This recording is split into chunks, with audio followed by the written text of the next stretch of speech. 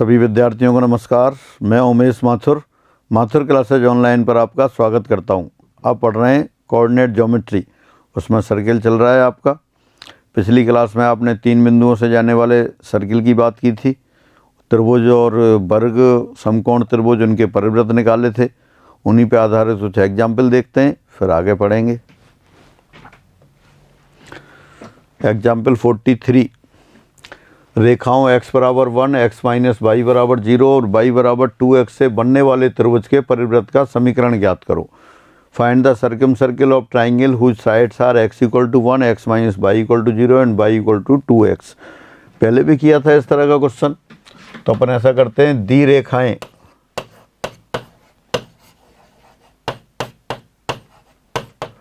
उनको लिख लेते हैं एक बार। x equal to 1, x minus y equal to 0 और y equal to 2x। 3 side दे रखी हैं, तो 3 में से ऐसा करते हैं अपन, दो को सॉल्व करके इनके पॉइंट ऑफ इंटरसेक्शन लिखते हैं। एक तो ओरिजिन दिखाई दे रहा है,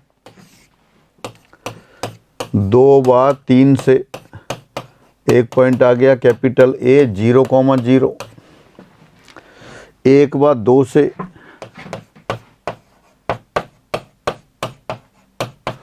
x बराबर 1 रख दिया तो y बराबर भी 1 आ गया। मान लिया B पॉइंट हो गया 1,1।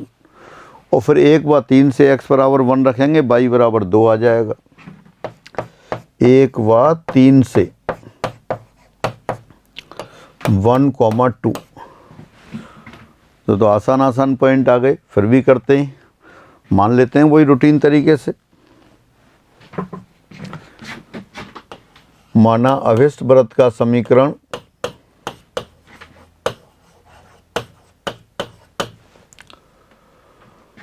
Suppose equation of required circle is x square plus y square plus 2gx plus 2fy plus c बराबर 0। ये मान लिया। ये है, कौन कौन से पॉइंट थे? 0,0, 0,0 से गुजरता है तो देयरफॉर c बराबर 0 आ गया। बहुत आसान हो गया। एक 1,1 था,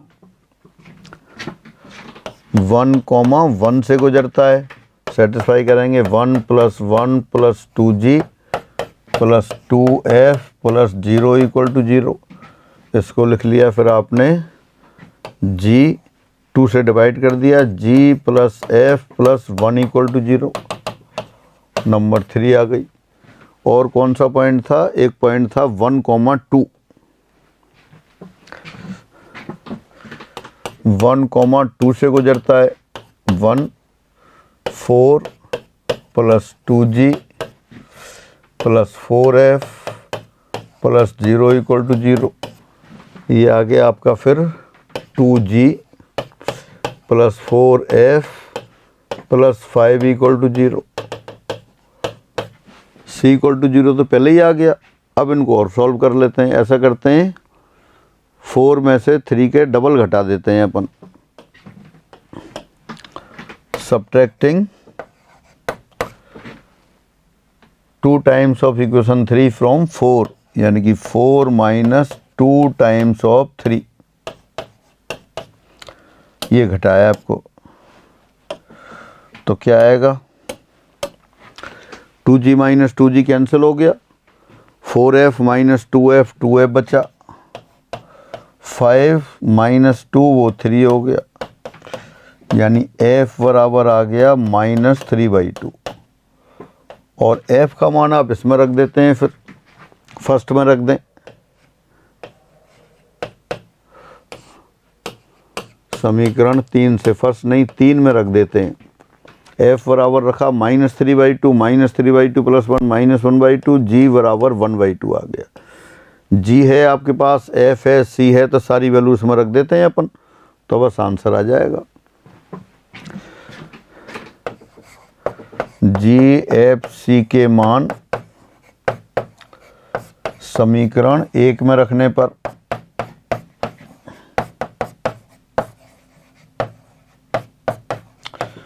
क्या हो गया, x square plus y square plus 1/2 रखा तो x, 3/2 रखा -3y = 0। अब देखें गिवन पॉइंट से सेटिस्फाई हो रहा है क्या, ये 0 0 सेटिस्फाई हो रहा है, दिखाई दे रहा है क्योंकि कांस्टेंट टर्म नहीं है। 1, 1 से सेटिस्फाई हो रहा है, सारे कोफिशिएंट का सम 0 है। 1 + 1 + 1 -3 0 आ गया। 1, 2 से देखते हैं, x स्क्वायर 1 + 1 और 2 करेंगे तो 2 स्क्वायर 4, 4 6 -6, ये भी सेटिस्फाई हो रहा है। तीनों बिंदुओं सेटिस्फाई हो रहा है तो ये आंसर आ गया। दोबारा देखते हैं क्वेश्चन। रेखाओं x = 1, x - y = 0 और y = 2x से बनने वाले त्रिभुज के परिवृत्त का समीकरण ज्ञात करो।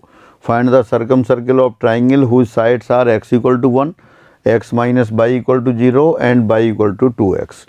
तो 3 लाइन दे रखी थी आपको, एक लाइन ये रही, एक लाइन ये रही और एक x = 1। तीनों से 2 लाइन को सॉल्व किया आपने। ये लाइन नंबर x = 1, x = 1 तो ये हो गई, y = 2x ये दूसरी हो गई, y = 3x तीसरी हो गई। 2 पॉइंट को सॉल्व किया, पॉइंट आ गए, एक तो a पॉइंट आ गया, एक b पॉइंट आ गया, एक c पॉइंट आ गया। a b c तीनों के कोऑर्डिनेट्स आ गए आपके पास। तीनों के कोऑर्डिनेट्स आ गए तो सर्किल निकालना आप जानते हैं। उसके लिए क्या किया आपने, एज्यूम कर लिया कि suppose equation of required circle is x² + y² + 2gx + 2fy + c = 0। It passing through the point 0 0, so we have c = 0। 1, 1 से पास होता है, दूसरी इक्वेशन आ गई g + f + 1 = 0। 1, 2 से पास होता है, तीसरी इक्वेशन आ गई 2g + 4f + 5 = 0। दोनों को सॉल्व किया, g और f की वैल्यू आ गई, g = 1/2, f = -3/2, c पहले से था। तीनों वैल्यू इस समीकरण में रख दी, आंसर आ गया x² + y² + x - 3y = 0। अपने पास आंसर था नहीं तो आपने क्या किया, उन पॉइंट से सेटिस्फाई करा के देख लिया। तीनों से सेटिस्फाई हो रहा है, इसका मतलब आंसर सही आया है। फिर आगे बढ़ते हैं। रेखाओं x = 0, y = 0 और x/a + y/b = 1 से बने त्रिभुज के परिवृत्त का समीकरण ज्ञात करो। Find the circumcircle of triangle whose sides are x = 0, y = 0 and x/a + y/b = 1। बहुत पॉपुलर और बहुत सिंपल क्वेश्चन। 2 लाइन दे दी आपको, x = 0, y = 0। x = 0 तो क्या होती है, yx होती है, तो ये x = 0 लाइन हो गई। y = 0 x एक्सिस होती है और ये लाइन x एक्सिस को a पॉइंट पर मिल रही है तो उसके कोऑर्डिनेट a, 0। y एक्सिस को सपोज b पॉइंट पर मिल रही है, उसके कोऑर्डिनेट 0, b। ये कैसे आ गए, इंटरसेप्ट फॉर्म से। अंतःखंड रूप में लाइन दे रखी है, तो यानी कि फाइनली ये हो गया आपके पास कि एक त्रिभुज बन रहा है OAB। O क्या है आपके पास, 0 0 पॉइंट है, A 0 पॉइंट है, B 0, B है। अब इस त्रिभुज का आपको परिवृत्त निकालना है। चूंकि O पॉइंट पर राइट एंगल है, 3 रेखाएं दे रखी हैं, 3 रेखाएं बहुत सिंपल x = 0, yx हो गई, y = 0, x एक्सिस हो गई और अंतःखंड रूप में समीकरण दे दी x/a + y/b = 1। ये रेखा आप जानते हैं x एक्सिस को कहाँ मिलती है, कैपिटल A 0 पर। y एक्सिस को कहाँ मिलती है, कैपिटल B पॉइंट 0, B पर। अब आपको OAB का परिवृत्त निकालना है। चूंकि O पॉइंट पर एंगल 90 डिग्री है, इसलिए AB इस जो तीनों बिंदुओं से जाने वाला वृत्त होगा, AB उस वृत्त का एक व्यास हो गया। व्यास हो गया तो व्यास मान के तो वृत्त निकालना जानते हैं आप। Since angle AOB = 90 degree, therefore त्रिभुज AOB या OAB लिख देते हैं।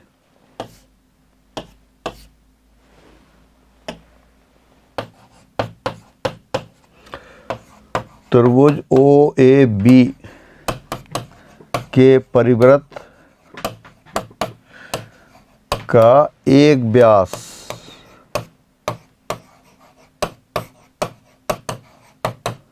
ए बी होगा। तो बस अब व्यास रूप में समीकरण लिख देते हैं। अब व्यास रूप की सहायता से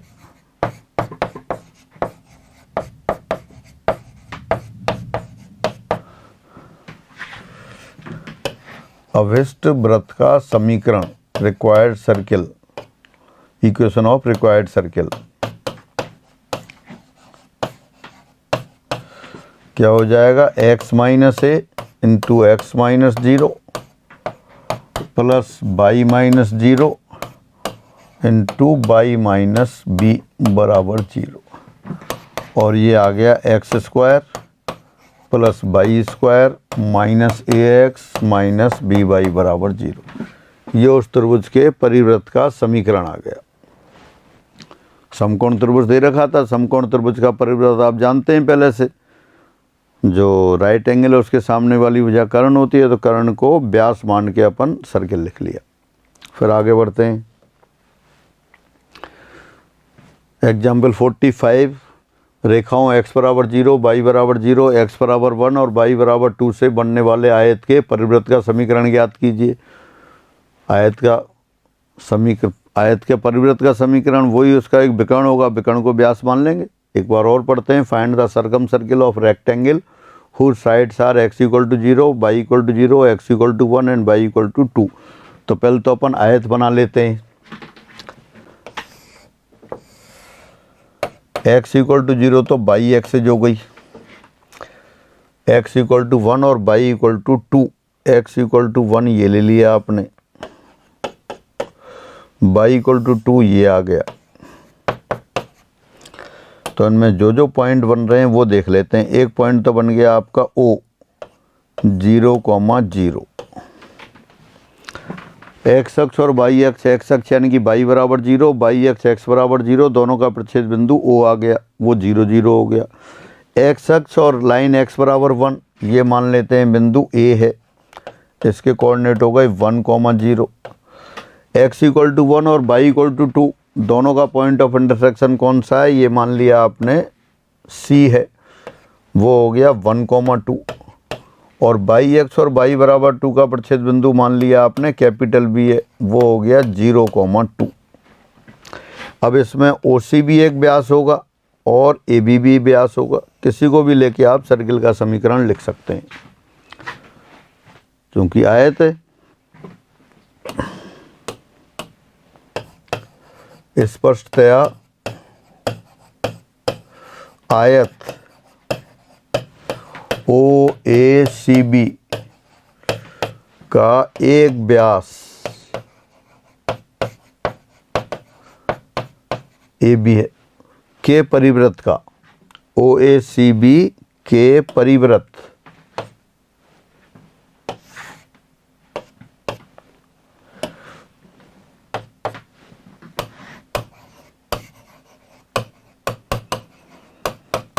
का एक व्यास AB है। तो बस एक व्यास है तो व्यास रूप से लिख देते हैं। देयरफॉर इस आयत के परिवृत्त का समीकरण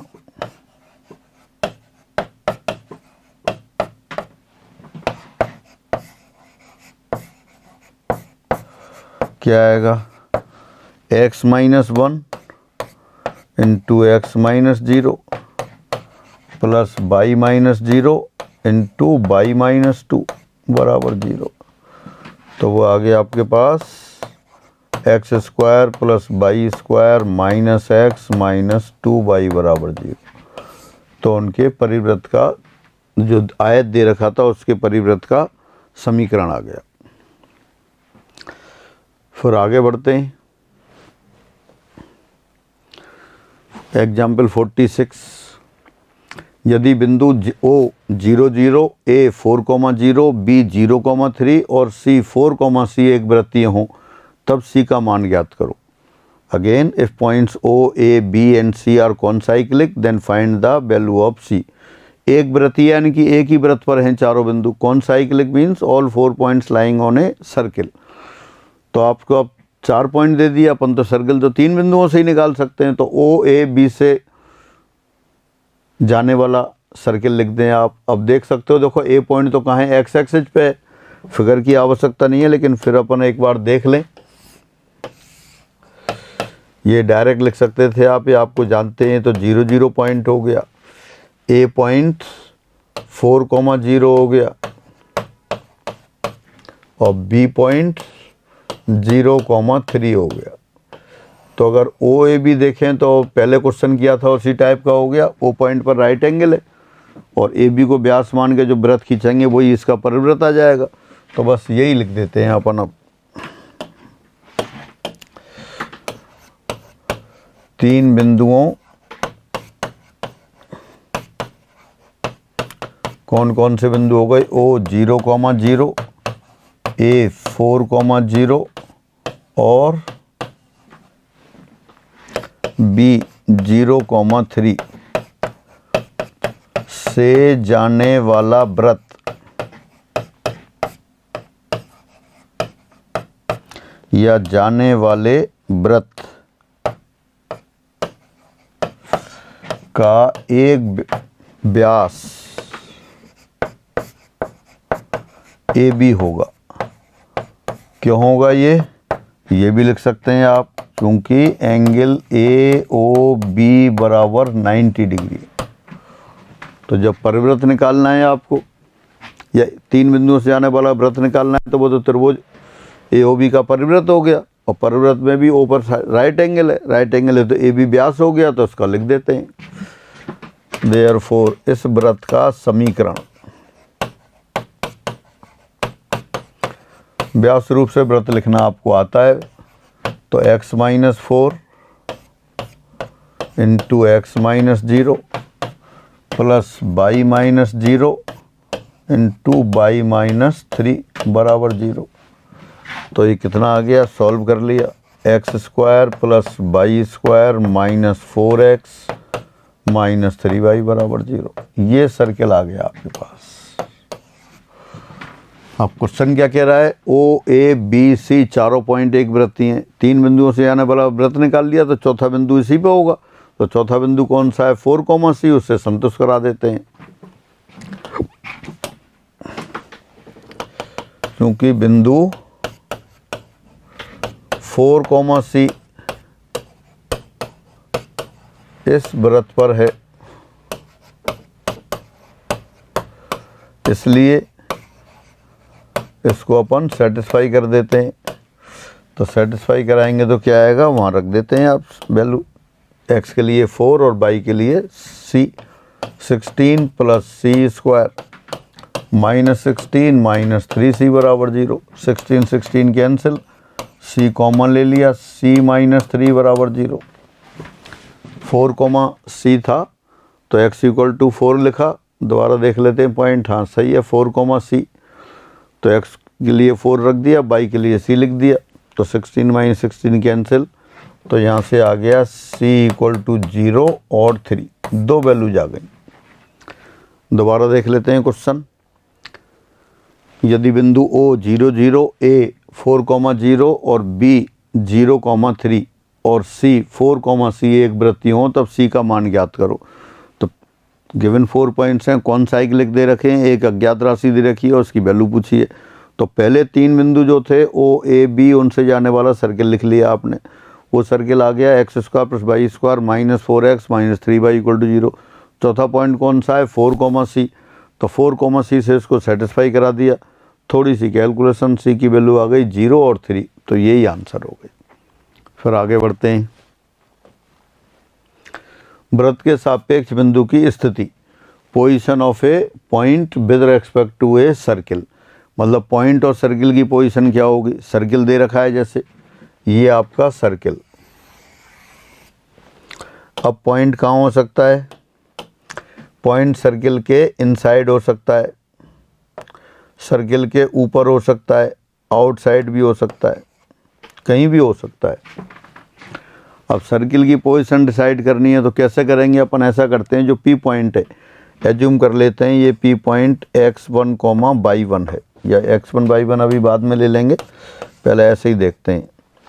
अपन एज्यूम कर लेते हैं, सपोज इसका सेंटर सी है, सेंटर सी, और रेडियस इसकी आर ले लेते हैं।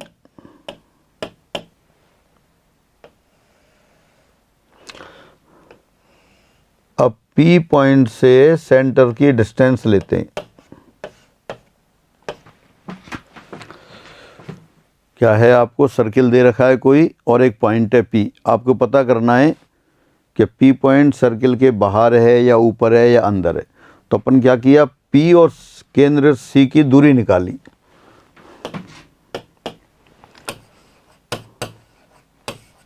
माना दिए वृत्त का केंद्र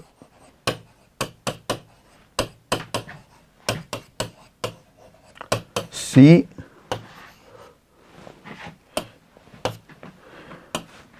वृत्त की त्रिज्या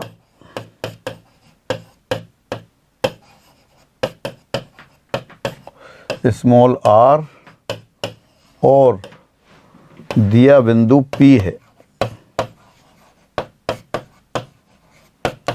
दिया बिंदु कैपिटल P है, ये एज्यूम कर लिया आपने। अब PC दूरी निकालते हैं। PC यानी कि पॉइंट और केंद्र के बीच की दूरी, वो PC ले लिया आपने। अब यदि PC त्रिज्या से बड़ी हो, PC ग्रेटर देन रेडियस,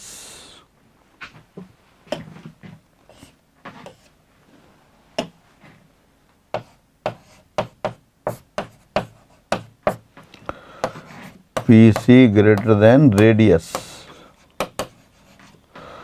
अगर PC त्रिज्या से बड़ी हो तो दिख रहा है P पॉइंट कहाँ होगा, सर्किल के बाहर होगा, और अगर PC त्रिज्या के बराबर आ गई तो ये सर्किल के ऊपर हो जाएगा, और PC त्रिज्या से छोटी हुई तो ये बिंदु वृत्त के अंदर हो जाएगा। अब यदि PC त्रिज्या से ग्रेटर हो तब बिंदु वृत्त के बाहर स्थित होगा। कौन सा बिंदु, P, वृत्त के बाहर स्थित होगा। बिल्कुल सीधा सीधा फिगर से ही दिखाई दे रहा है, कोई बहुत ज़्यादा ऐसा टिपिकल कॉन्सेप्ट नहीं है।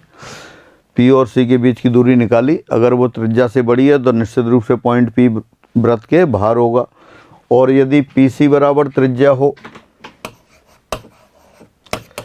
यदि PC बराबर त्रिज्या हो जाए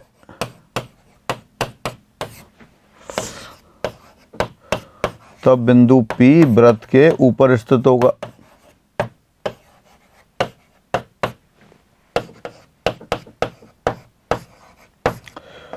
ऊपर स्थित होगा,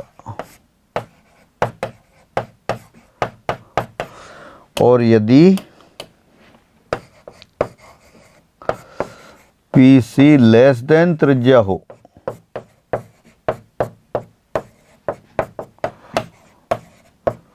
तब बिंदु P वृत्त के अंदर होगा।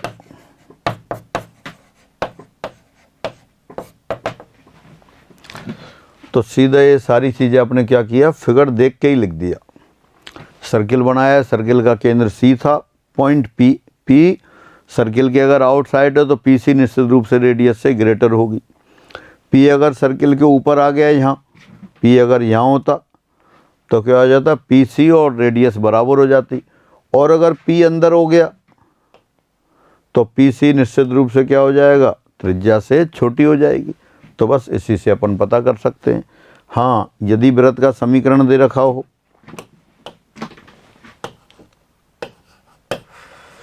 यदि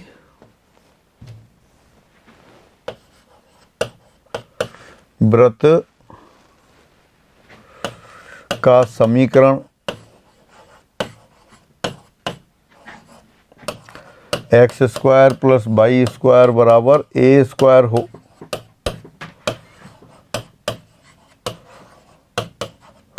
और दिया बिंदु कैपिटल P x1, y1 हो, तब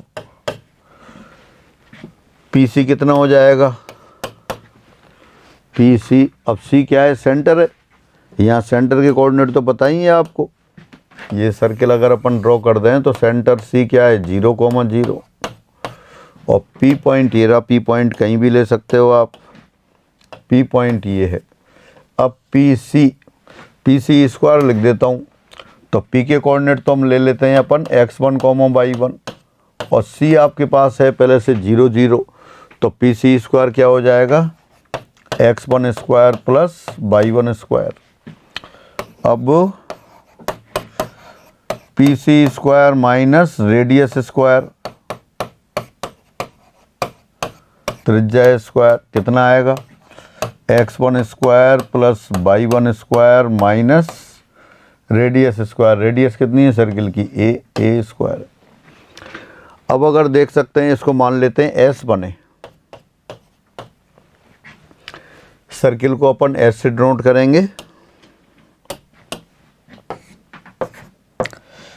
S बराबर तो ले लेंगे सर्किल का expression x square plus y square equal to a square, मतलब माइनस ए स्क्वायर एक ही साइड में ले आए। S1 अपन लिख लेंगे जब इसको x1 y1 से सेटिस्फाई करा दिया, ये है। तो दोबारा से देखते हैं, सर्किल की इक्वेशन दे रखी है x square plus y square equal to a square, और पॉइंट P दे रखा है x1, y1। अब x1, y1 की सेंटर से दूरी निकाली आपने, वो हो गई x1 square plus y1 square. फिर अपन ने लिखा P C square minus radius square, वो आ गया x1 square plus y1 square minus a square. इस एक्सप्रेशन को अपन ने S1 लिख लिया। तो अगर पी सी रेडियस से ग्रेटर है तो ये P C square minus radius square positive होगा, पी सी रेडियस के बराबर है तो ये 0 होगा, और पी सी रेडियस से छोटी है तो ये नेगेटिव होगा। यानी कि अगर बिंदु P वृत्त के बाहर है तो S1 पॉजिटिव होगा। पॉजिटिव क्यों होगा, क्योंकि P C square minus radius square positive है। और अगर P बिंदु सर्किल के ऊपर है तो S1 0 होगा, और P बिंदु सर्किल के अंदर है तो S1 नेगेटिव होगा। यही लिख देते हैं इस प्रकार, यदि S1 ग्रेटर देन 0 तब बिंदु P वृत्त के बाहर,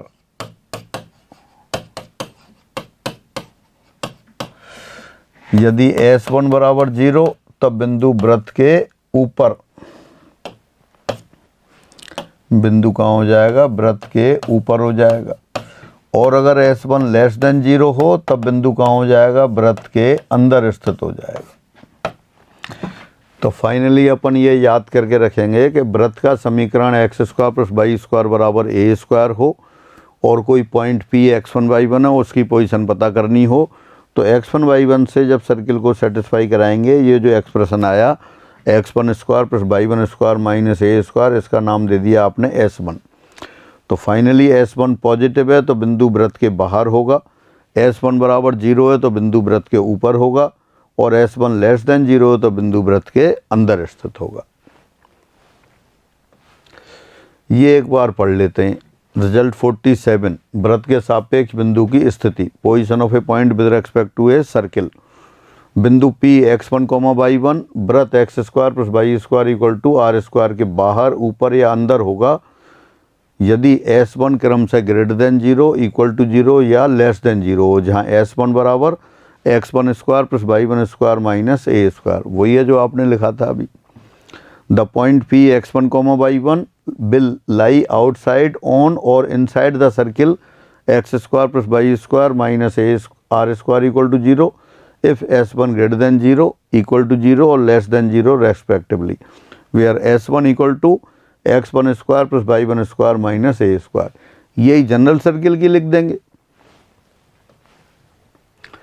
रिजल्ट 48, यदि वृत्त का समीकरण x square plus y square plus 2gx plus 2fy plus c बराबर 0 हो, तब बिंदु P x1, y1 वृत्त के बाहर, ऊपर या अंदर स्थित होगा यदि S1 क्रम से ग्रेटर देन 0, इक्वल टू 0 और लेस देन 0 हो, where S1 is x1 square plus y1 square plus 2gx1 plus 2fy1 plus c।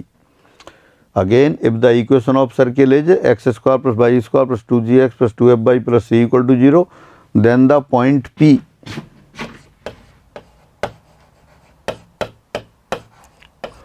x1 comma y1 will lie outside, on or inside the circle if s1 greater than 0, equal to 0, less than 0 respectively, where s1 equal to x1 square plus y1 square plus 2gx1 plus 2f y1 plus c. ये तो ये position के लिए अपन ने सीधे सीधे result बना लिए और इन्हीं की सहायता से अपन क्वेश्चन कर लेंगे।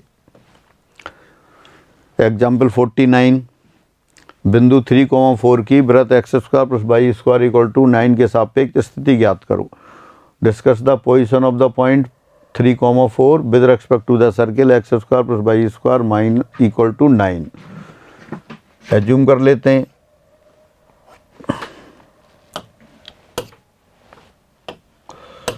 सपोज दिया वृत्त s बराबर 0 है, यहाँ s क्या हो जाएगा, s हो गया x square plus y square minus 9।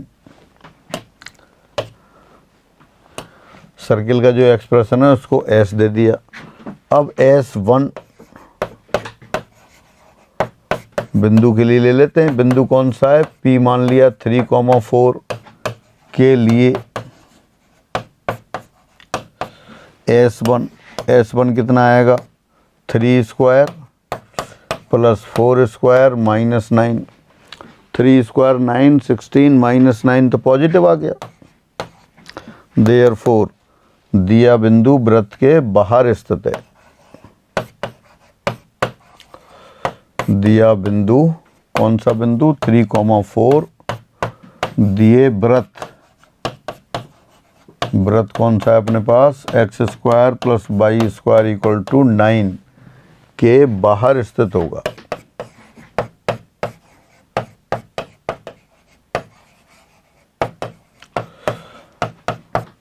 आप उससे भी देख सकते थे, यहाँ क्या है, रेडियस कितनी है, यहाँ वृत्त की त्रिज्या 3 है। दोबारा से देखें, यहाँ r बराबर 3 और केंद्र कितना है, केंद्र C ले लिया आपने 0,0। अब CP निकाल सकते थे आप। अब CP यानी कि ये P पॉइंट कौन सा है, जो गिवन पॉइंट है उसका अपन ने नाम ले लिया P। C 0, 0 है तो कितना हो जाएगा, 9 प्लस 16 यानी कि 5 आ गया। अब since CP greater than radius कितनी है आपकी, 3 है। देयरफॉर बिंदु P वृत्त के बाहर स्थित है।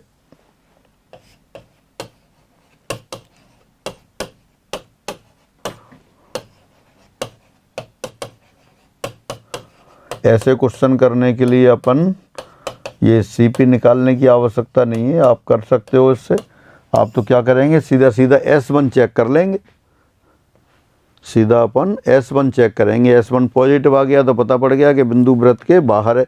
बाकी बेसिक से डेफिनेशन से आपने कर लिया। C पॉइंट सेंटर हो गया, C तो P गिवन पॉइंट है, आपने CP कैलकुलेट किया, CP 5 आ गया और रेडियस 3 है, यानी कि केंद्र की बिंदु से दूरी त्रिज्या से बड़ी हो गई तो बिंदु कहाँ हो गया, वृत्त के बाहर स्थित हो गया। और आसान तरीका है, S1 सीधे कैलकुलेट किया, पॉजिटिव है तो बिंदु वृत्त के बाहर, 0 आ जाता तो बिंदु वृत्त के ऊपर, नेगेटिव आता तो बिंदु वृत्त के अंदर स्थित होता। फिर आगे बढ़ते हैं। क्वेश्चन 50, यदि बिंदु P 2,1 वृत्त x square plus y square minus 6x plus 8y plus C equal to 0 के अंदर स्थित हो तो C प्लस 1 बराबर है शून्य, धनात्मक, ऋणात्मक, इनमें से कोई नहीं। हाँ देखते हैं। If point P lies inside the circle then C plus 1 is equal to 0, positive, negative, none of these. अब सीधा जो अपन जानते हैं उससे कर देते हैं। सिंस दिया बिंदु या बिंदु लिख देते हैं सिंपल,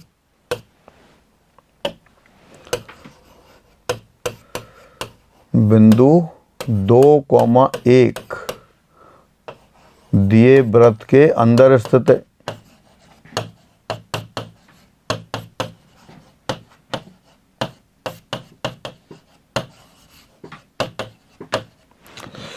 इसलिए S1 लेस देन 0 होगा। और S1 क्या है, इस सर्किल के एक्सप्रेशन को दिए पॉइंट से सेटिस्फाई करा देंगे, जो आएगा वही S1 होगा। तो x के लिए 2 लिख दिया, y के लिए 1 लिख दिया। तो S1 कितना लिखा आपने, 4 + 1 - 6 × 2 + 8 × 1 + c less than 0। 4 + 1 5, 5 8 13, 13 - 12 1 + c less than 0। तो यही तो पूछा था आपसे, 1 + c क्या है, 1 + c इज लेस देन 0, यानी कि 1 + c ऋणात्मक है। 1 + c या c + 1, c + 1 ऋणात्मक है, इज नेगेटिव।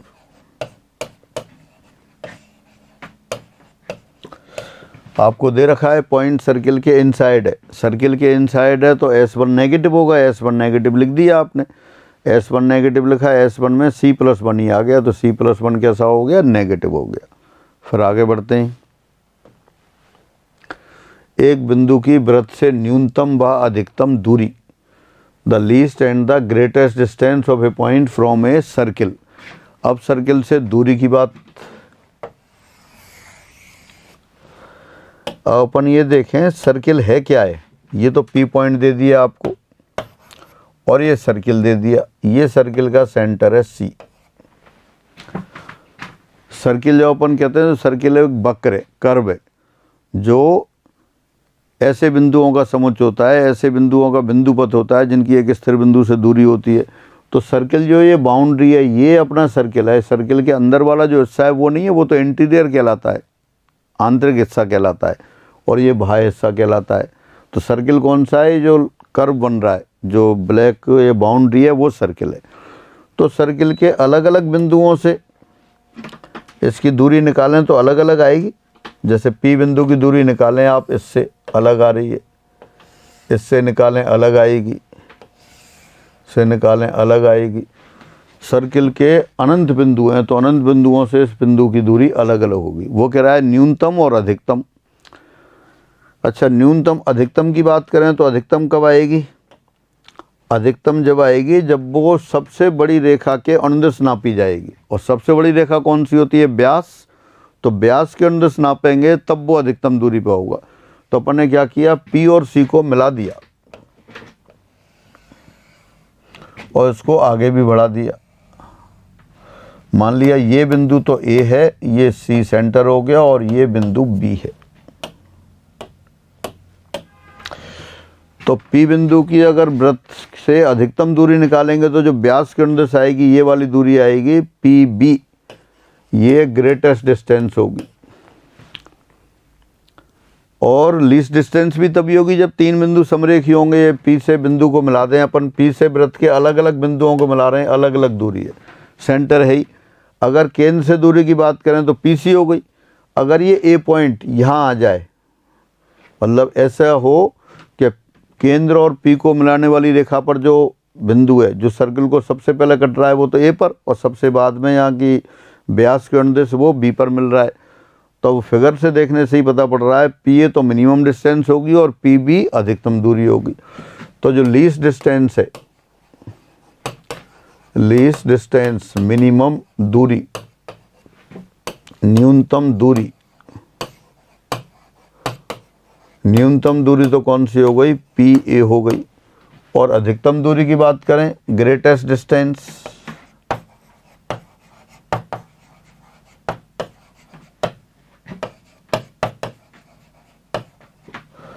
अधिकतम दूरी,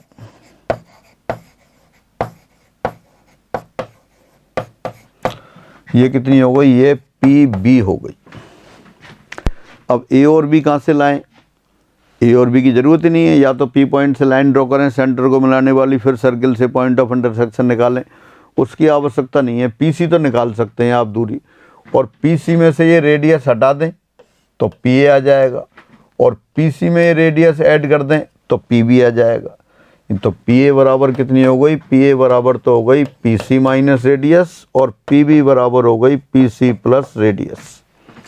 यानी कोई भी बिंदु है P, उसकी एक दिए वृत्त से दूरी निकालनी है। न्यूनतम दूरी क्या आ जाएगी, PA, और PA को कैसे कर लिखेंगे आप, PC माइनस रेडियस। यानी कि P की केंद्र से दूरी निकालो, PC, उसमें रेडियस सब्ट्रैक्ट कर देंगे, रेडियस घटा देंगे तो PA आ जाएगी, जो कि बिंदु P की वृत्त के किसी भी बिंदु से जो दूरी है, अलग अलग बिंदुओं से दूरी है, उनमें सबसे छोटी है और PB सबसे बड़ी है। तो ग्रेटेस्ट डिस्टेंस हो गई PB PC प्लस R और लीस्ट डिस्टेंस हो गई PA PC minus R। Figure से वैसे भी दिखाई दे रहा है। ये अपन पढ़ लेते हैं। एक बिंदु की वृत्त से न्यूनतम व अधिकतम दूरी, the least and the greatest distance of a point from a circle. माना दिया वृत्त S बराबर 0 और बिंदु A x1, y1 है। पुनः माना दिए वृत्त का A से जाने वाला व्यास वृत्त को बिंदुओं P और Q पर काटता है। पहले अपन ने A और B पर मान लिया था, अब यहाँ P और Q लिख दिया, तो P और Q ले लेते हैं अपन। ये बिंदु A हो गया, ये सेंटर हो गया, यहाँ से मिला दिया है इसको, ये P पॉइंट और ये Q पॉइंट। ये P point suppose A point x1 y1 हो सकता है, कुछ भी हो। तो A तो क्या हो गया, P और Q पर काटता है। यदि वृत्त का केंद्र C और त्रिज्या R हो तब बिंदु A की वृत्त से न्यूनतम दूरी AP क्या हो जाएगा, AC माइनस R। AC यानी कि केंद्र से दूरी ले ली और ये डिस्टेंस R इसमें से घटा देंगे और अगर R जोड़ देंगे तो अधिकतम दूरी आ जाएगी। A की वृत्त से अधिकतम दूरी AQ, वो AC प्लस R हो गई। एक बार और पढ़ लेते हैं। The least and the greatest distance of a point from a circle, let given circle is S = 0 with center C and A x1 y1 is any point. Let the diameter passing through point A meet the circle at points P and Q. The least distance of point A from the circle be AP. Least distance AP हो गई।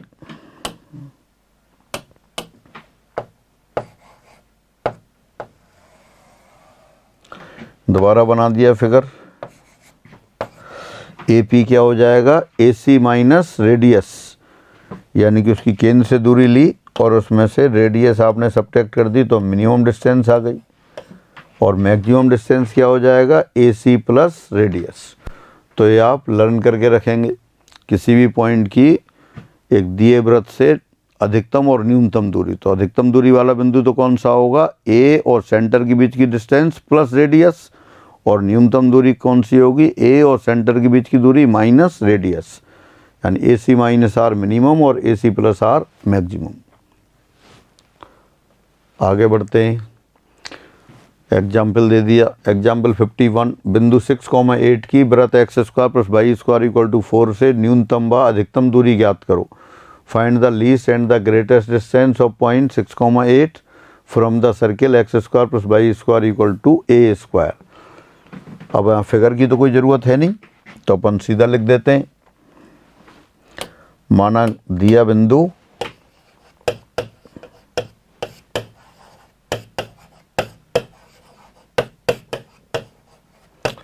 Capital A 6,8 है।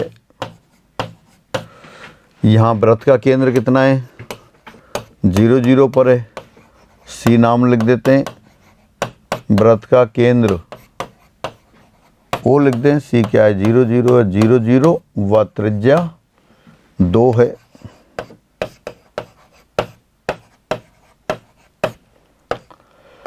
Therefore AO कितनी हो गई, A point तो है 6,8 और O है यानी कि केंद्र से दूरी 0, 0, तो O 0 0 तो हो गया 36 + 64 यानी कि 100 हो गया। 100 का √10 आ गया।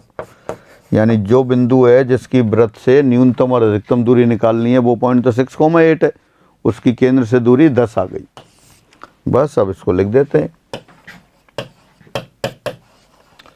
अब बिंदु A 6,8 की वृत्त से न्यूनतम दूरी, मिनिमम डिस्टेंस कितनी हो जाएगी, 10 - 2 8 हो गई, क्योंकि रेडियस 2 दे रखी है। और अधिकतम दूरी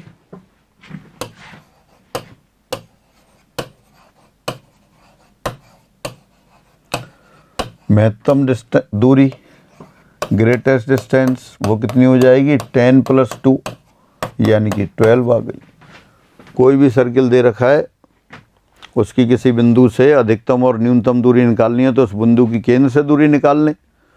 केंद्र से दूरी निकाली आपने 10 के बराबर आ गई, -2 कर दिया तो लीस्ट डिस्टेंस आ गई और +2 कर दिया तब ये ग्रेटेस्ट डिस्टेंस आ गई। वेरी सिंपल कॉन्सेप्ट और उस पर आधारित सिंपल क्वेश्चन। वृत्त द्वारा निर्देशीय अक्षों पर काटे गए अंतःखंड, intercepts made on coordinate axes by the circle. अब कोई भी सर्किल दे रखा है ये, और ये एक्स एक्सिस को मिल जाता है और इसी तरह से वाई एक्सिस को भी मिलता है।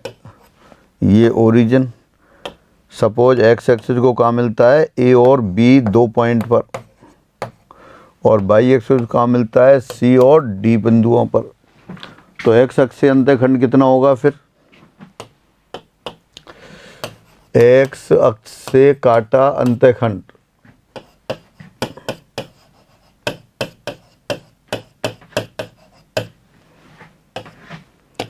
बिल्कुल फिगर से साफ साफ दिखाई दे रहा है।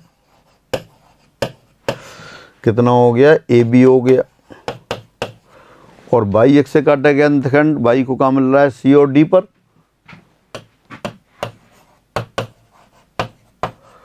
वाई एक्स से काटा गया अंतःखंड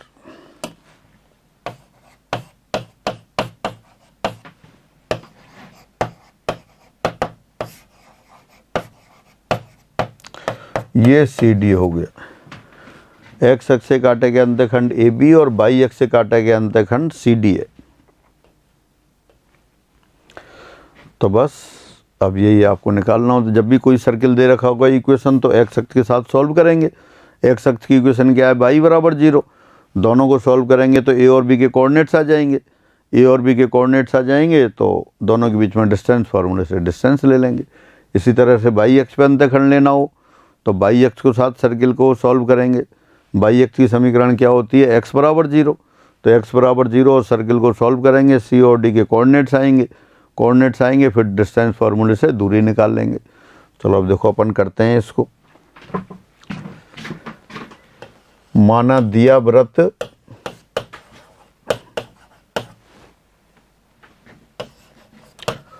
जो मोड जनरल इक्वेशन है वो ले लेते हैं। जनरल इक्वेशन तो होती है x² + y² + 2gx + 2fy + c = 0, और मोड जनरल इक्वेशन अधिक व्यापक समीकरण वो होती है ax² +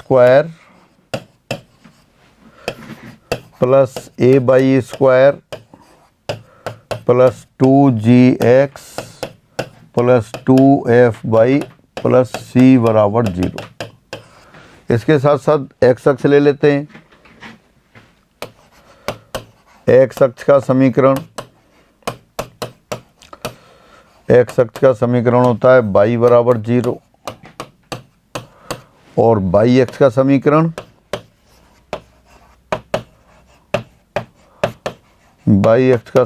होता है x = 0।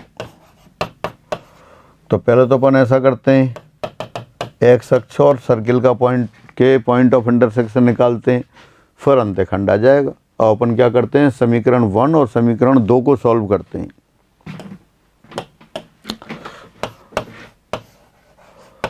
समीकरण 1 व 2 को हल करने पर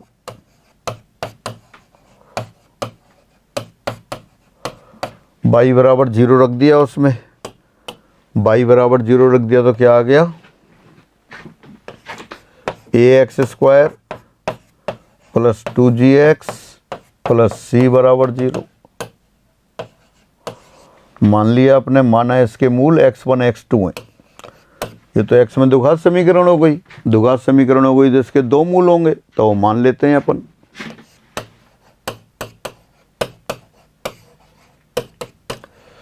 माना इसके मूल x1 और x2 हैं, तो देयरफॉर बिंदु A और बी के निर्देशांक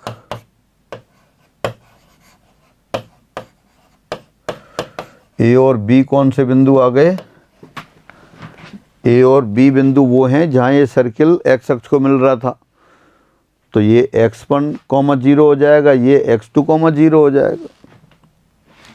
क्या किया आपने? समीकरण के मूल मान लिए x1, x2, और x1, x2 वही तो हैं जहां सर्किल और x अक्ष मिल रहे हैं।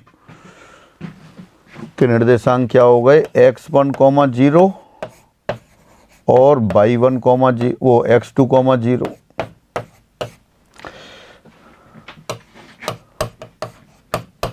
तो अब तो ए बी निकालना आसान है, डिस्टेंस फॉर्मूले से ले लेते हैं।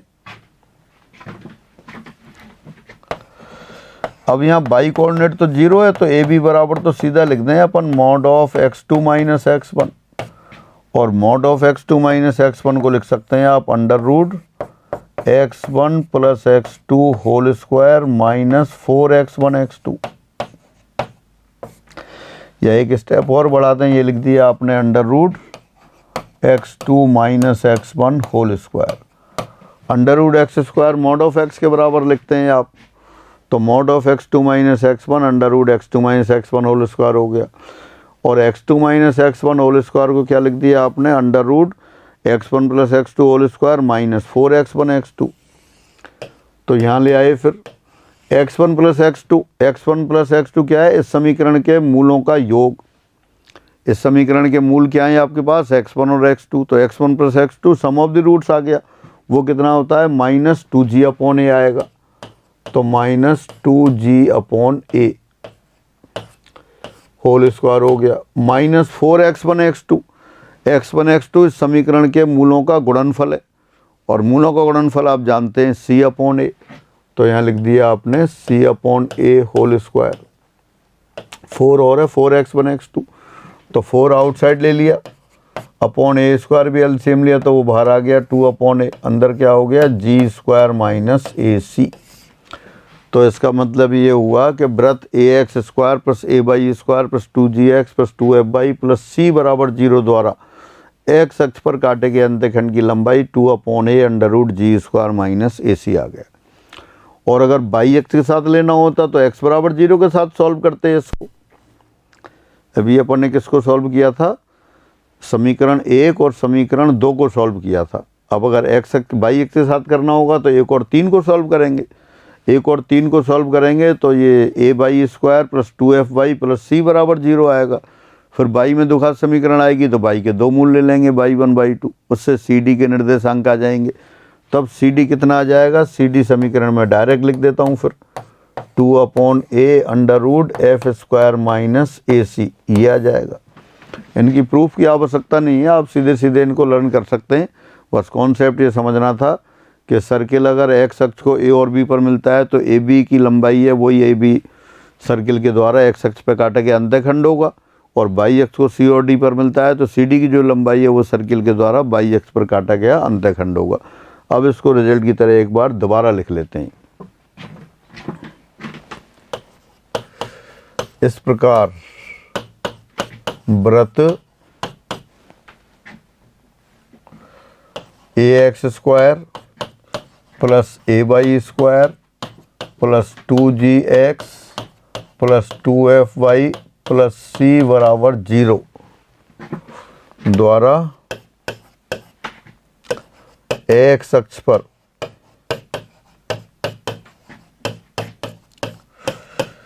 काटा गया अंतखंड या काटे गए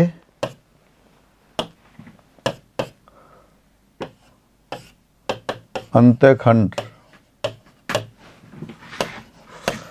की लंबाई 2 upon a under root g square minus a c, और बाई अक्ष पर काटे गए अंतखंड की लंबाई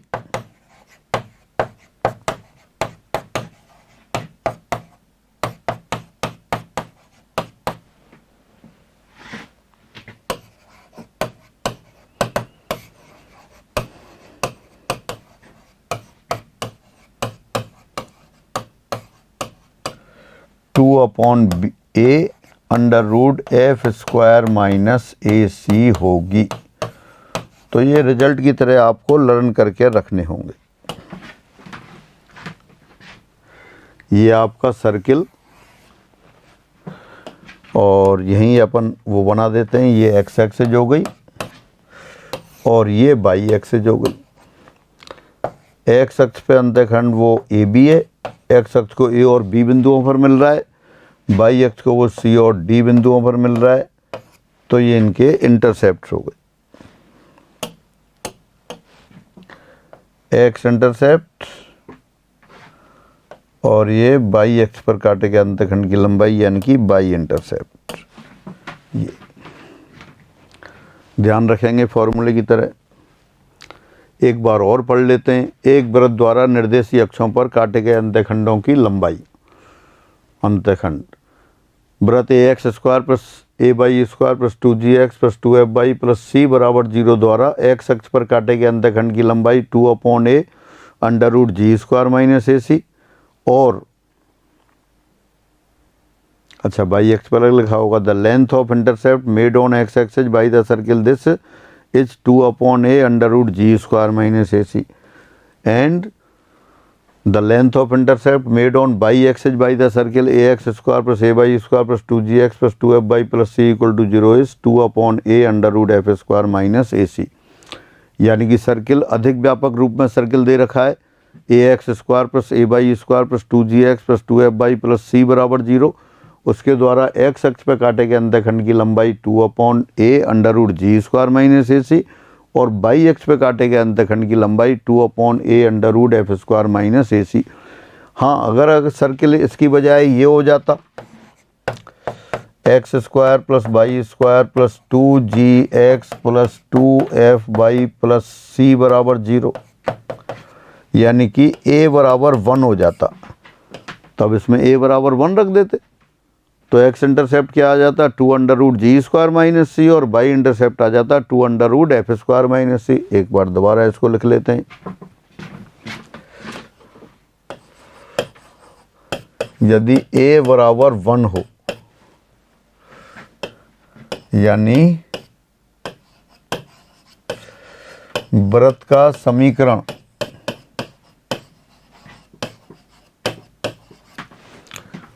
समीकरण क्या लिख दें आप, x square plus y square plus 2gx plus 2fy plus c बराबर 0 हो, तब एक्स अक्ष पे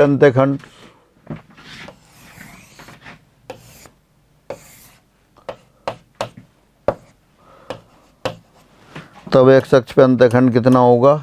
एक्स अक्ष पे अंतःखंड ये आपका मान लिया a1 a2 है, और वाई अक्ष पे अंतःखंड मान लिया b1 b2 है। तब a1 a2 वो ये पहले वाला बस a के लिए 1 रख दिया, 2/a under root g square minus a c था, a बराबर 1 लिखा तो 2 under root g square minus c, और b1 b2 निकालेंगे तब 2 under root f square minus c, ये हो गया। तो ये जनरल इक्वेशन दे रखी हो तब अक्षों पर काटे गए अंतःखंडों की लंबाई हुई। पढ़ लेते हैं इसको एक बार। वृत्त द्वारा निर्देशीय अक्षों पर अंतःखंड। यदि दिया गया वृत्त x square plus y square plus 2gx plus 2fy plus c बराबर 0 हो, तब एक्स अक्ष पर काटा गया अंतःखंड a1 a2 2 under root g square minus c, और वाई एक्स पर काटा गया अंतःखंड b1 b2 2 under root f square minus c, ये होगा। Again if given circle is x square plus y square plus 2gx plus 2fy plus c equal to 0, then length of intercept made on x axis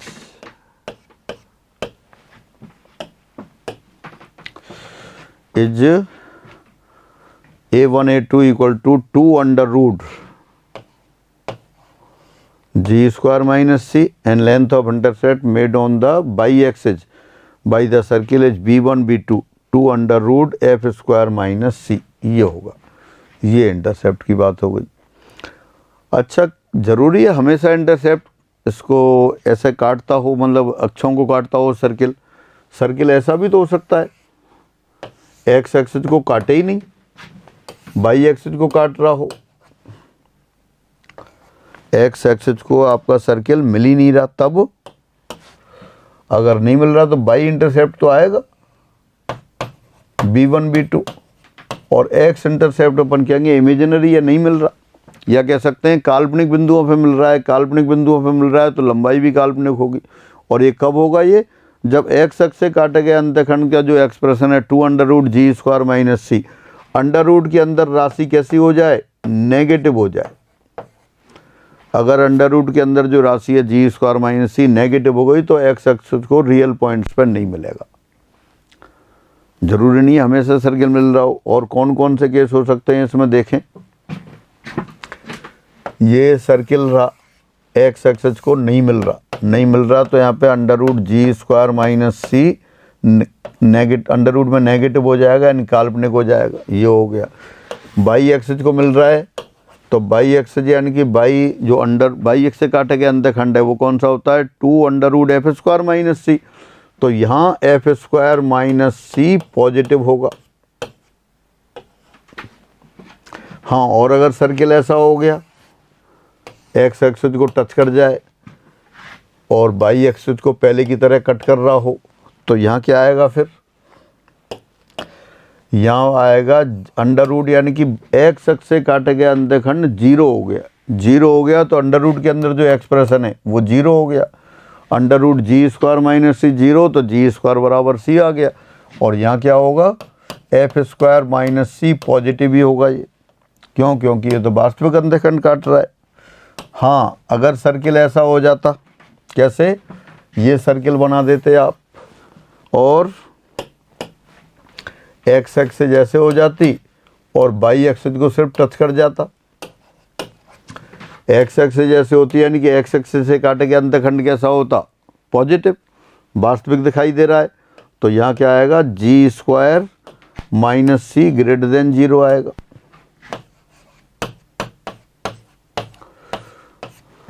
और यहाँ f² - c = 0 यानी कि f² = c आएगा। यानी कि कोई भी वृत्त किसी अक्ष को वास्तविक और असमान बिंदुओं पर मिल रहा है तो वो काटे गए अंतखंड की लंबाई धनात्मक होगी, और सिर्फ स्पर्श कर रहा है तो वहाँ अंतखंड की लंबाई 0 होगी। और अगर नहीं मिल रहा तो वो क्या हो जाएगी? काल्पनिक हो जाएगी। अगर बाई अक्ष को ऐसा सर्किल बनाते हैं अपन और ये सर्किल बाई अक्ष को नहीं मिल रहा हो, एक्स अक्ष को मिल रहा हो, तो यहाँ क्या होगा? बाई अक्ष से काटे गए अंतखंड की लंबाई काल्पनिक आएगी तो f² - c < 0 आ जाएगा। और यहाँ g² - c > 0 आ जाएगा। यानी कि वास्तविक बिंदुओं पर मिल रहा है तो लंबाई भी वास्तविक होगी, नहीं मिल रहा है या कहते हैं काल्पनिक बिंदुओं पर मिल रहा है तो लंबाई भी काल्पनिक होगी। लंबाई काल्पनिक कब होगी? जब अंडर रूट के अंदर जो एक्सप्रेशन है वो आपका नेगेटिव हो जाए। और स्पर्श कर रहा है तो दोनों 0 हो जाएंगे। फिर अगर ये बाई एक्सिस को स्पर्श कर रहा होता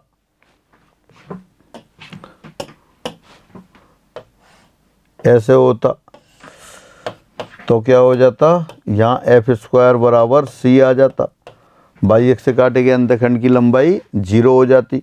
एक्स अक्ष को नहीं मिल रहा तो उनकी g² - c या कह दो < c होता, अंडर रूट के अंदर नेगेटिव हो जाता। तो इस तरह से अलग अलग कंडीशन जितनी बनती हैं वो आप देख सकते हैं। पढ़ लेते हैं इस रिजल्ट के रूप में। वृत्त x² + y² + 2gx + 2fy + c = 0 x अक्ष को दो वास्तविक व असमान बिंदुओं पर मिलेगा यदि g² < c हो। एक्स अक्ष को स्पर्श करेगा यदि g² c हो, और एक्स अक्ष को दो काल्पनिक बिंदुओं पर मिलेगा यदि g² < c। Again the circle x² + y² + 2gx + 2fy + c = 0 intersect the x-axis at two real and distinct points if g² < c, touches the x-axis if g² = c, and meet the x-axis at two imaginary points if g² < c। तो ये आपका circle और x अक्ष को intersection की position हो गई अलग अलग। अब वाई अक्ष को देखते हैं। रिजल्ट 55। वृत्त x² + y² + 2gx + 2fy + c = 0 Y अक्ष को दो वास्तविक व असमान बिंदुओं पर मिलेगा जब F square greater than c हो, यानी कि अंडर रूट के अंदर जो एक्सप्रेशन है वो कैसा होगा, पॉजिटिव। बाई अक्ष को स्पर्श करेगा यदि एफ स्क्वायर बराबर सी हो, और बाई अक्ष को दो काल्पनिक बिंदुओं पर मिलेगा यदि f square less than c हो। The circle x square plus y square plus 2gx plus 2f plus c equal to 0 intersect the x-axis at two real and distinct points if f square greater than c, touches the x-axis if f square equal to c, and meets the x-axis, x-axis नहीं ये y-axis है, यहाँ x-axis तो पीछे कर लिया आपने, ये y-axis, एक minute, y-axis, y-axis, y-axis, y-axis को टच करेगा यदि एफ स्क्वायर बराबर सी हो, y-axis को टू इमेजिनरी पॉइंट्स पर मिलेगा यदि f square less than c हो।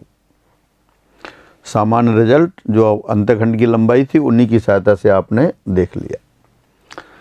वृत्त 2x square plus 2y square minus 7x plus 4y plus 3 द्वारा बराबर 0 द्वारा एक अक्षों पर काटे गए अंतखंडों की लंबाई ज्ञात करो। Find the length of intercept made on axes by the circle this. अब यहाँ देख सकते हैं a बराबर क्या है, a बराबर 2 है, g बराबर क्या है, g बराबर -7/2 है, f बराबर क्या है, 2 है। तो x अंतःखंड अपन लिख लेते हैं a1 a2,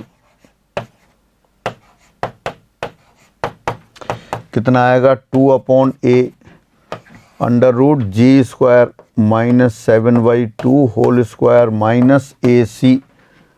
a कितना है आपका 2 और c कितना है, c 3 है, तो c इंटू 3, तो कितना हो गया, 2/2 तो कैंसिल हो गया, अंडर रूट 49/4 और -6, तो 49/4 -6 24, 25/2 यानी कि 5/2 आ गया। 49/4 आ गया अंडर रूट के अंदर और -6 आया, तो 49 - 24 25 हो गया और 25/4 5/2 आ गया। और बाई अंतखंड देखें, बाई अंतखंड यानी कि बाई अक्ष से काटे गए अंतखंड b1 b2, ये कितना आ जाएगा 2/a अंडर रूट f कितना है 4, तो 4 स्क्वायर माइनस AC कितना हो गया 2 इंटू 3, ये 2 स्क्वायर था, 2 स्क्वायर 4, तो ये तो नेगेटिव आ गया अंडर रूट के अंदर, अंडर रूट के अंदर नेगेटिव आ गया, यानी कि ये बाई अक्ष को नहीं काट रहा, इसलिए बाई अंतखंड कैसा हो गया, काल्पनिक हो गया। आप इसको सेटिस्फाई वो एक्चुअल प्लॉट करके वेरीफाई कर सकते हैं। एक्स अक्ष बाई अक्ष के साथ साथ आप सर्किल को ड्रॉ कर लें ग्राफ पेपर पे, उससे वेरीफाई कर सकते हैं कि ये इमेजिनरी आ रहा है। ठीक है, फिर आगे चलते हैं। यदि वृत्त एक्स अक्ष को स्पर्श करता हो तब ए का मान ज्ञात करो। If the circle this touches the x axis then find the value of a. अगर एक्स एक्सिस को टच करता है तो एक्स अक्ष पे काटा गया अंतखंड कितना था 2 under root g square minus c, ये 0 हो जाएगा, यानी कि c बराबर जी स्क्वायर आएगा। अभी लिखा था आपने, तो c बराबर जी स्क्वायर लिख देते हैं।